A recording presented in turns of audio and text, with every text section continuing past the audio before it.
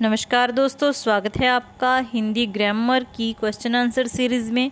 तो आज ये हमारा चौथा प्रैक्टिस सेट है। इससे पहले हमने 3 प्रैक्टिस सेट डिस्कस कर लिए हैं और ये जो क्लास है ये सभी आने वाले एग्ज़ाम के लिए हेल्पफुल रहेगी, चाहे वो चंडीगढ़ पीआरटी का हो, चाहे ईएमआरएस के एग्ज़ाम्स हों, चाहे ये एसटेट हो या फिर एचपीएससी हो। ठीक है, तो शुरू करते हैं फिर आज की क्लास। आज की क्लास का जो पहला प्रश्न है वो हिंदी वर्णमाला से है। आपने बताना है कि अल्प प्राण ध्वनियों का समूह इनमें से कौन सा है। तो इसके लिए आपको पहले पता होना चाहिए कि अल्प प्राण जो ध्वनियाँ होती हैं वो कौन कौन सी होती हैं।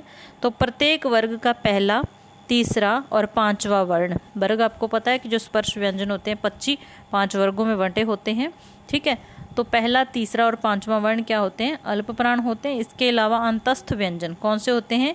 य, रे, ल और व, ये सारे अल्प प्राण होते हैं। और उसके बाद हमारे 11 स्वर आ जाते हैं। तो ये टोटल कितने हो गए? 30 हो गए। मतलब कि 30 वर्ण अल्प प्राण हैं, 30 ध्वनियाँ होती हैं अल्प प्राण। तो कौन सा ऐसा समूह है जिसमें सारे ही अल्प प्राण हों? पहले ऑप्शन की बात करें तो कै अल्प प्राण है, लेकिन ख दूसरा वर्ण होने के कारण महाप्राण है, और तीसरा फिर अल्प प्राण आ गया। दूसरा ऑप्शन है, इसमें चय अल्प प्राण है, पहला वर्ण है, जय अल्प प्राण है, तीसरा वर्ण है, और नय अल्प प्राण है क्योंकि ये 5वां वर्ण है। तो इसका मतलब हमारा आंसर मिल गया ऑप्शन नंबर 2। तीसरे ऑप्शन की बात करें तो तय अल्प प्राण है, लेकिन थ दूसरा वर्ण है, महाप्राण है।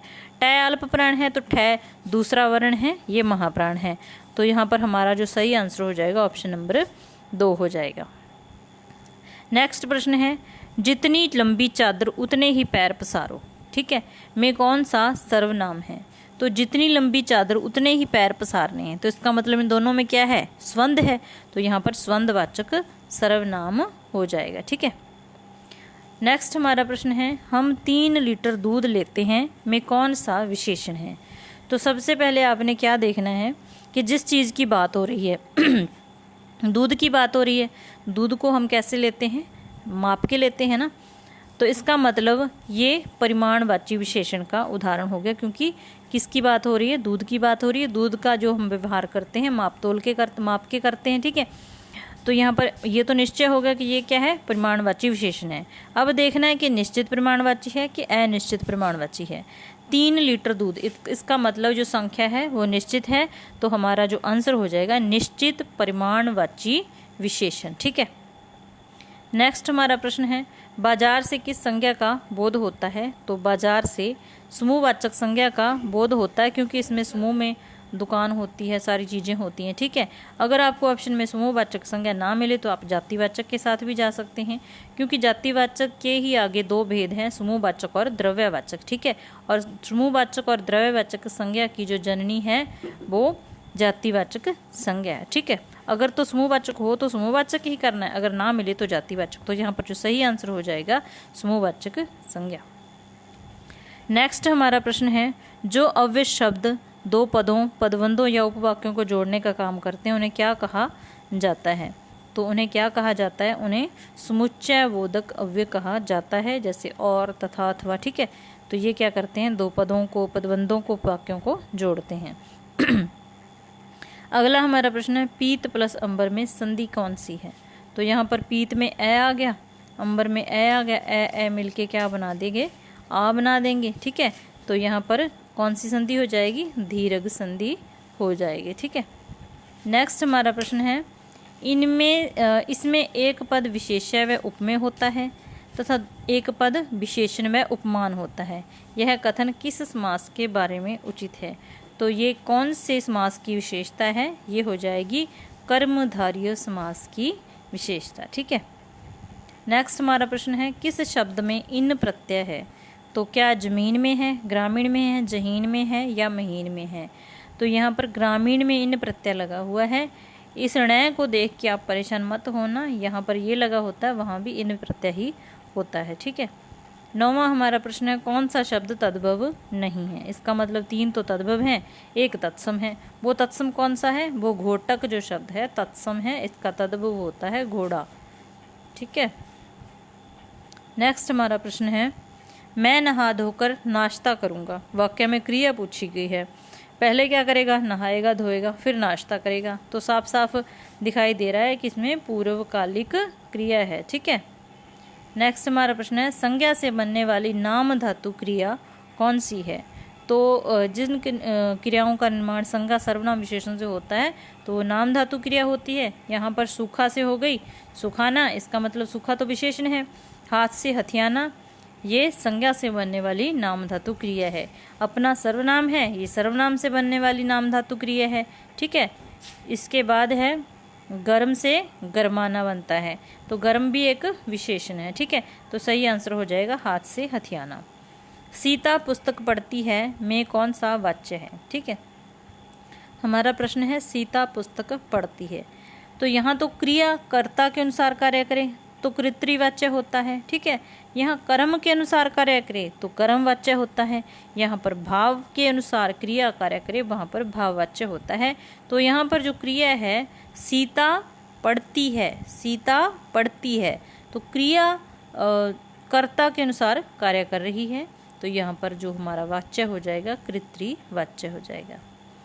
अगला जो हमारा प्रश्न है, पिछले साल उपेंद्र कॉलेज गया होगा। पिछले साल मतलब कि भूतकाल की बात हो रही है, तो जो भविष्यत काल वाला ऑप्शन है वो तो गया। ठीक है, पिछले साल उपेंद्र कॉलेज गया होगा, ऐसा भी तो हो सकता है कि ना ही गया हो, तो इसका मतलब इसमें क्या है, संदेह है, तो यहाँ पर संदिग्ध भूतकाल हो जाएगा। ठीक है, नेक्स्ट प्रश्न है, अनल और अनिल शब्द युग्म का सही अर्थ। तो ये बहुत ही पॉपुलर से शब्द हैं, बहुत सारे एग्जाम्स में पूछे जाते हैं, फिर भी बच्चे पजल हो जाते हैं। तो आपने ध्यान रखना है कि अनल का अर्थ आग होता है और अनिल का अर्थ हवा होता है, तो इसका मतलब ऑप्शन नंबर 3 यहाँ पर हमारा सही आंसर हो जाएगा। करुणा कक्षा में प्रथम आई है, वाक्य का कौन सा प्रकार है। करुणा कक्षा में प्रथम आई है, क्या कोई संकेत मिल रहा है, नहीं मिल रहा। क्या कोई संदेह है, कोई शक है, आई है तो आई है प्रथम। ठीक है, करुणा कक्षा में प्रथम आई है, तो यहाँ पर जो वाक्य है ये विधानवाचक वाक्य है, निषेध वाली कोई बात नहीं इसमें, तो ऑप्शन नंबर 3 हमारा सही आंसर हो जाएगा। 16वां प्रश्न है, इंद्रियों पर किया जाने वाला वश वाक्यांश के लिए उचित शब्द क्या होगा। तो क्या होगा, इंद्रिया निग्रह। इस चीज़ का ध्यान रखना है कि ये शब्द होगा इसके लिए सही। नेक्स्ट हमारा प्रश्न है, शेर की तरह दहाड़ने वाले आप। शेर की तरह दहाड़ने वाले आप भीगी बिल्ली कैसे बन गए। इसमें आपको पदबंध बताना है। पदबंध विशेषण पदबंध है, सर्वनाम है, संज्ञा है या फिर क्रिया है। तो शेर की तरह दहाड़ने वाले आप, तो आप क्या है, सर्वनाम है, तो यहाँ पर जो सही आंसर हो जाएगा सर्वनाम पदबंध। बालक के लिए दूध चाहिए में कौन सा कारक है। तो यहाँ पर के लिए के वास्ते आ जाए तो वहाँ पर कौन सा कारक होता है, संप्रदान कारक। वह थोड़ा बीमार है, इस वाक्य में थोड़ा में कौन सा क्रिया विशेषण है। तो क्रिया विशेषण के भी भेद होते हैं। ठीक है, तो यहाँ पर कोई कालवाचक नहीं हो सकता क्योंकि समय की तो बात हो ही नहीं रही, स्थानवाचक भी नहीं है, रीति तरीका को काम करने का क्रिया का तो ये भी नहीं है। तो इसका मतलब क्या है, ये परिमाणवाचक क्रिया विशेषण है, क्योंकि थोड़ा बहुत ज़्यादा ये चीज़ें किस में आती हैं, परिमाण में आती हैं। तो यहाँ पर जो हमारा सही ऑप्शन होगा परिमाणवाचक क्रिया विशेषण। ठीक है, अगला हमारा प्रश्न है, अयोग व द्विगुण सहित हिंदी में कितने वर्ण होते हैं। तो कितने वर्ण होते हैं, टोटल होते हैं हमारे 52 वर्ण, 52 वर्ण होते हैं। कैसे होते हैं, 11 तो हमारे स्वर होते हैं, 2 इसमें अयोगवा होते हैं, तो टोटल कितने हो गए, 13 हो गए। ठीक है, टोटल कितने हो गए, 13 हो गए। उसके बाद 25 हमारे स्पर्श व्यंजन आ जाते हैं, तो कितने हो गए, टोटल 38 हो गए। कितने हो गए, 38। उसके बाद 4 आ गए हमारे अंतस्थ, 4 ऊष्म, 4 आ गए संयुक्त, 12 ये हो गए, तो टोटल हो गए 50। और उसके बाद आ जाते हैं 2 उत्तक्षिप्त या द्विगुणित, तो हमारे पूरे 52 ये वर्ण हो जाते हैं हिंदी वर्णमाला में।